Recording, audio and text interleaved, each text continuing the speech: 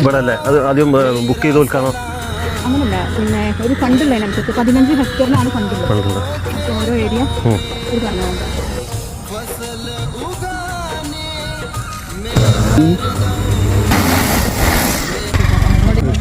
ഇത് ദിൽഷത്ത്, ഇത് ജസ്ന, ഞാൻ വിജില.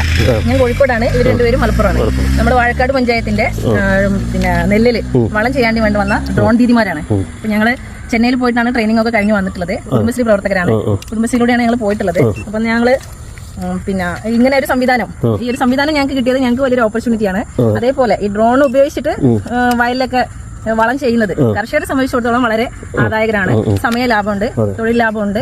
മാനുവലായിട്ട് ചെയ്യുന്നത് നമുക്ക് ഒരു ദിവസം കൊണ്ട് ഹെക്ടറുകളോളം ചെയ്തിട്ട് പോകാൻ പറ്റും. അത് കർഷകരെ സംബന്ധിച്ചിടത്തോളം അവർക്ക് ഒരു ദിവസത്തെ മെനക്കെട്ട് അവർ ബുദ്ധിമുട്ടിയാലും ഇതിന് പുറകെ തന്നെ ഇങ്ങനെ നടക്കേണ്ടതില്ല. അപ്പൊ അത് വലിയൊരു ഇതാണ്. പിന്നെ ഞങ്ങളെ പോലുള്ള ആളുകൾക്ക്, ഈ വനിതകൾ കുടുംബശ്രീയിലൂടെ വന്നിട്ട് ഇങ്ങനെ ഒരു മേഖലയിൽ എത്തിപ്പെടാൻ പറ്റുന്നതിന് വലിയൊരു കഴിവാണ്. പിന്നെ ഫാക്റ്റാണ് ഞങ്ങൾക്ക് ഡ്രോൺ തന്നിട്ടുള്ളത്. അതായത് കേന്ദ്ര ഏജൻസിയാണ്, കേന്ദ്ര സ്കീമിലാണ് ഞങ്ങൾ ട്രെയിനിങ്ങിന് പോയിട്ടുള്ളത്.